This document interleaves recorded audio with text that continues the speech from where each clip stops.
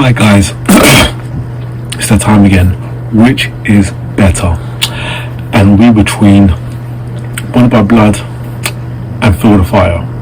And before I continue, I'm going to leave links in the description to check out songs by KREATOR, as well as links to check out my Instagram and Twitter page. There you get to see what band merch collection looks like and what songs I'm listening to day by day. So looking at the Bonded by Blood album, the fresh classic title track opens with the record. Gary Holt and Rick Hunold's violin riffs are insane. The riffs are fast and most of all, it's fresh. Rob McKillpop is a good bass player, but he's hard to hear due to the less than perfect production. And Tom Hunting is nothing less than a monster on drums. His performance is right up there along with Gene Hoglan's performance on Darkness Descent and Nick Menz's on Rust in Peace. He's a brilliant drummer. The star of the whole show has to be Paul Baloff. Baloff is probably the best fresh vocalist ever. His unhinged performance is unforgettable. He's constantly barking the lyrics out with sheer force. Just an absolute legend. The song No Love is one of the highlights of the album. The acoustic intro is fantastic and Gary Holt just shows how creative and talented he is. The main riff is one of the best and Baloff is amazing as usual. Another highlight is the song Piranha and its violent main riff, which will make you want to march violently and uncontrollably. The solos are downright insane and this is just the start, however.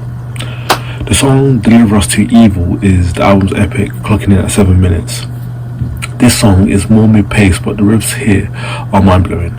Baloff's vocal performance on this track is amazing, especially when he bugs out these lines. Incubus in the sky, pentagram held high, hell's fifth hounds begin to bark, the bells begin to tone, visualizing blood, the blood was once our own, the redness and the horror of blood swept across the land I stood. I highly recommend this album to those who only have heard of the big four thrash metal bands. Bonded by Blood is a thrash masterpiece. And in conclusion, rest in power, Paul Baloff. Switching gears, we're going to look at Feel the Fire. Have you ever heard of the word or even looked up the definition of overkill? One definition of it is an excess of what is required, suitable as because of a zeal or misjudgment. Putting that aside, Overkill has released something here that is fast, ballsy and explosive.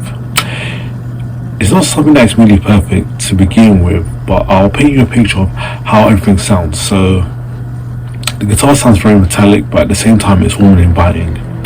It's not grating or overly heavy, but it's just right there in the middle, pumping up badass riffs.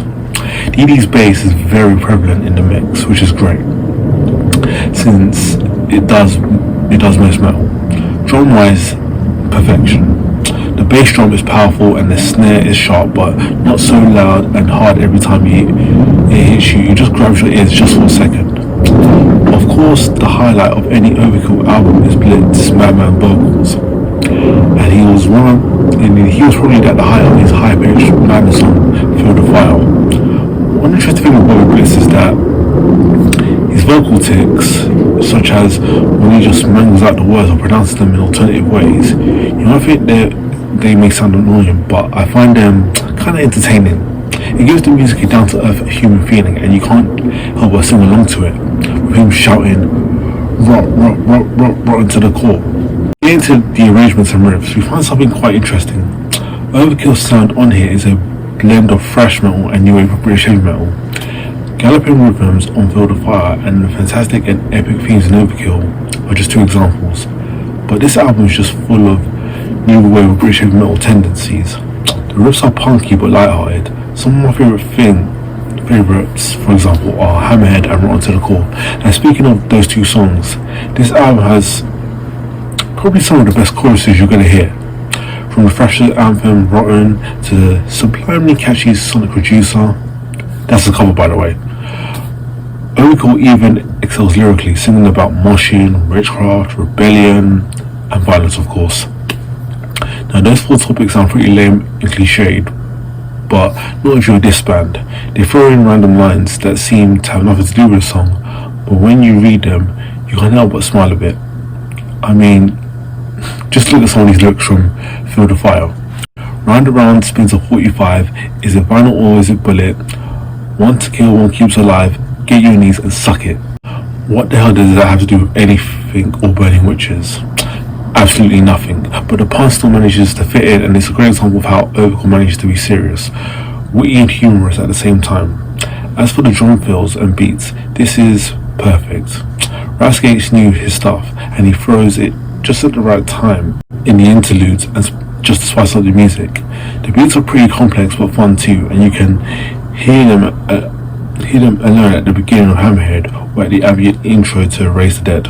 Now that was the sound of the last track ending, and I have to say that Overkill managed to combine the attitude of punk with the harmonies of new wave of British heavy metal and crushing guitars and the speed of thrash metal, and the result is just incredible, mind-blowing, headbanging, inducing record that just that just doesn't care. If you can't feel the fire from this album, then are you really into metal? It's just that simple. This goddamn beyond perfection, and everyone should just listen to it. All I have to say is, feel the fire. So there we go, guys. Let me know in the comments down below what you thought was the rare album. Other than that, thanks for watching, and I'll see you next time.